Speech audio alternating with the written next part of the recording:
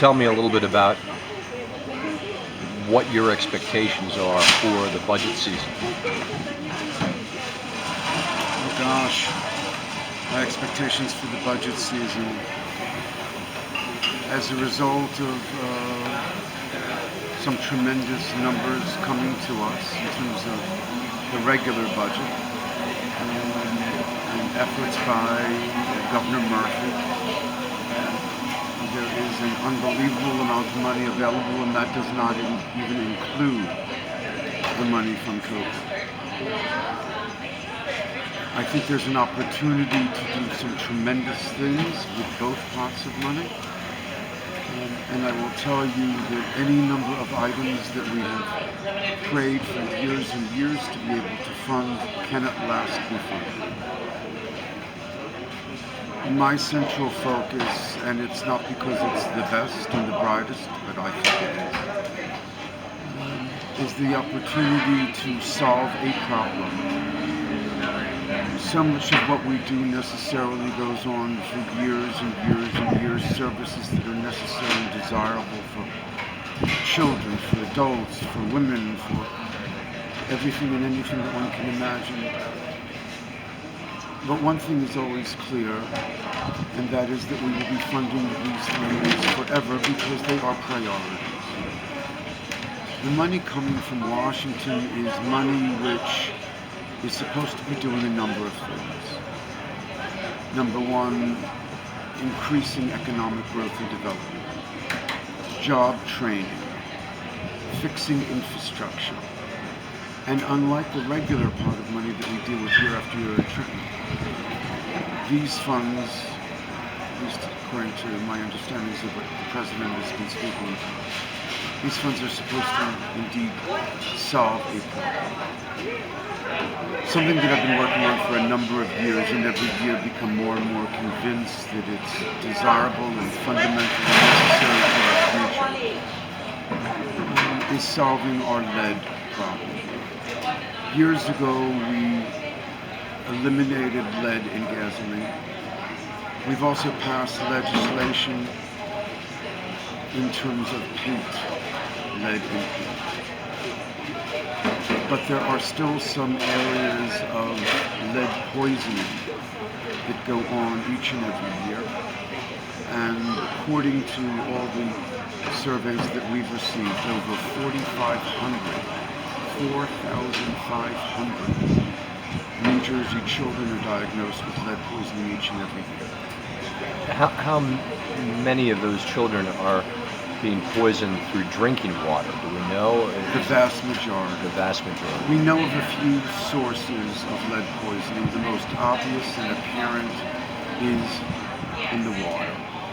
Other areas that we know about in many South American countries, the candy wrappers, believe it or not, are made with lead.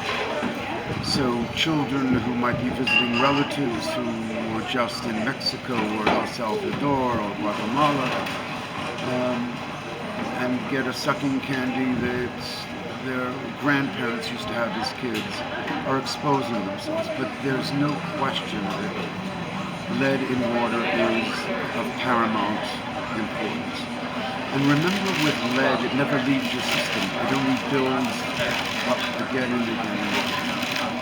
So that once one's diagnosed with lead poisoning, if it's significant and severe enough, you can pretty much look forward to being the beneficiary of state funding for the rest of your life, because you're going to need it. Your mental acuity will be significantly diminished. Your abilities to function as an adult will be significantly diminished. So we're eliminating a problem. We're also establishing jobs. The bill calls for $1.3 billion to be invested in infrastructure repair, digging up pipes throughout the state, checking them for lead.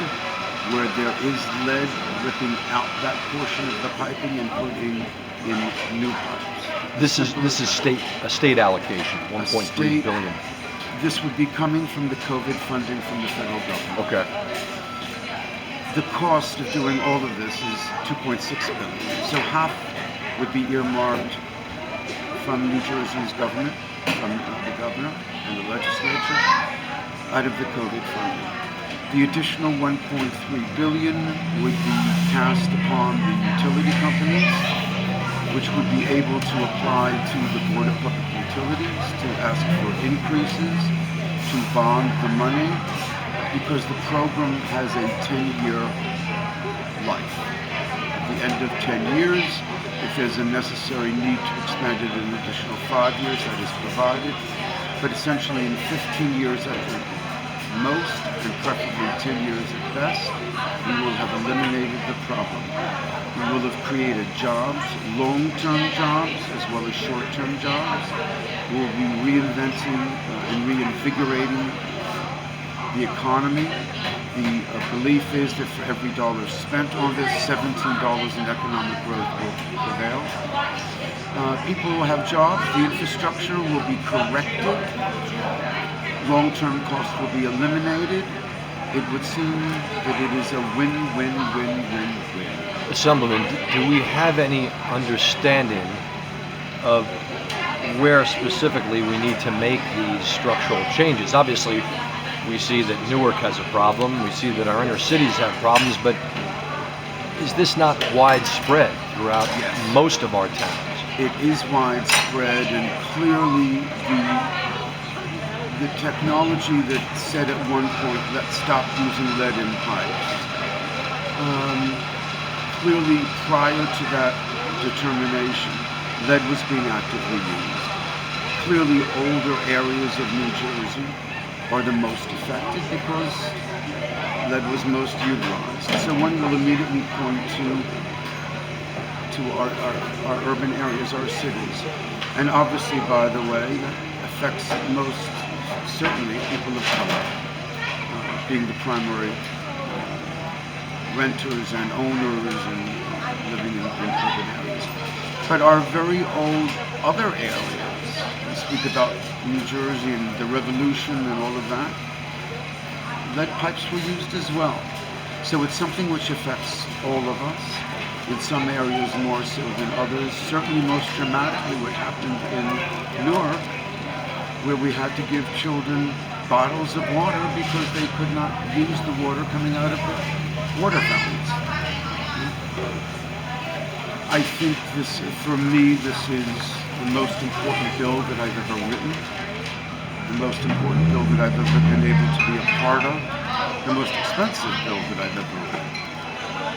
But one which has promise, one which will solve a problem, one which will open up opportunity to those who wouldn't have it before. We talk about social justice. It's become much more frequent in our vocabulary. This is social justice.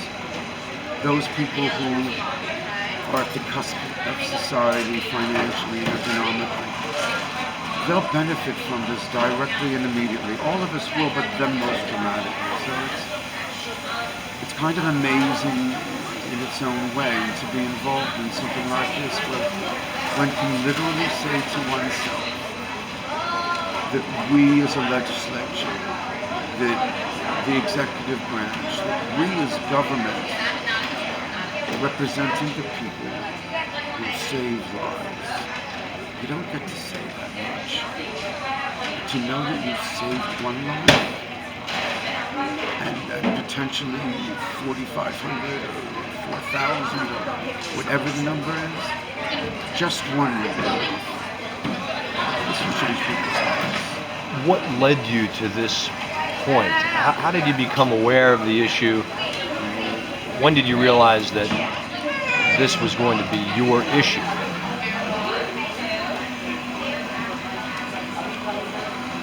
I quite honestly don't remember what the specific occurrence was. It was prior to the Newark disaster. It was prior to Flint. This has been in the making for a number of years. I don't know. I don't know what happened and what caused it. Although clearly a member of the legislature who comes from and lives in an urban area, a poor city. It affects me. It affects me tremendously. But it affects all of us tremendously wherever we represent, whoever we are. And although the legislature has done things which I've disagreed with, everything I believe has ever been done has been done with a pure motivation. I like to hope and pray that this was certainly the case in my state. I recently spoke with your colleague, Assemblyman Gordon Johnson, who described Trenton as a city of compromise. And compromise can seep into the pores of people and render them despairing and incapable of doing anything of substance. And certainly we've witnessed lawmakers in this state and elsewhere not really doing enough good, and yet this is the kind of bill that we would hope legislators to get behind. When you look at a career where there is so much compromise, does it really make you think that getting this across the finish line is completely worth it in the end? So two responses. Number one, I believe compromise is a good thing.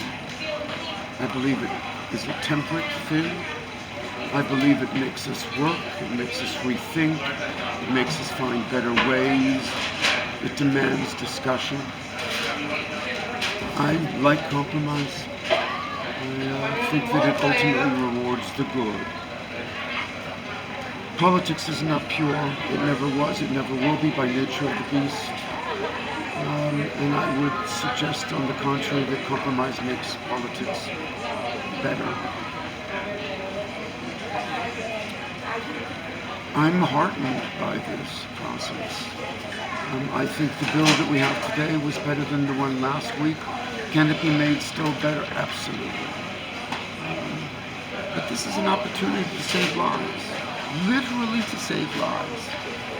How many people get to say to their kids and grandkids and great-grandkids, I worked on a bill, I voted for a bill that made sure that that little boy or that little girl or the person around the block won't have lead in their drinking water and their futures will be as bright as anyone else in this state of this country.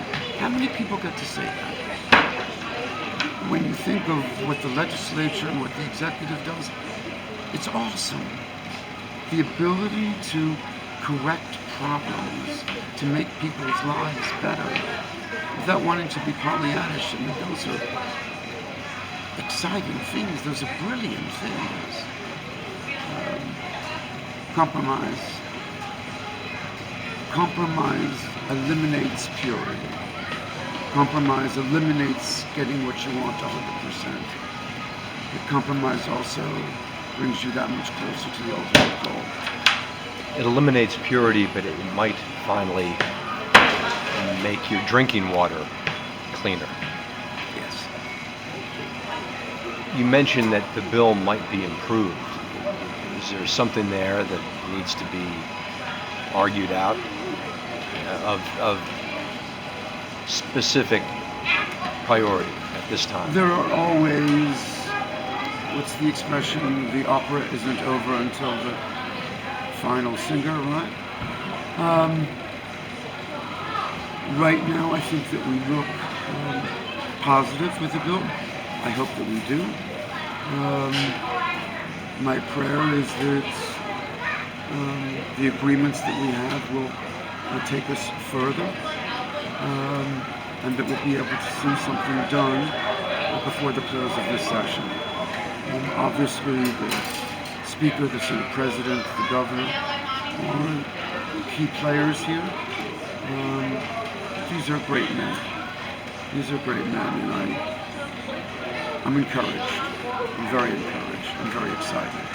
Well, Assemblyman, we thank you for sponsoring the bill, for sitting with us today to talk about this important legislation, and we look forward to following this story. You're very kind. Thank you, Max. Thank you, sir.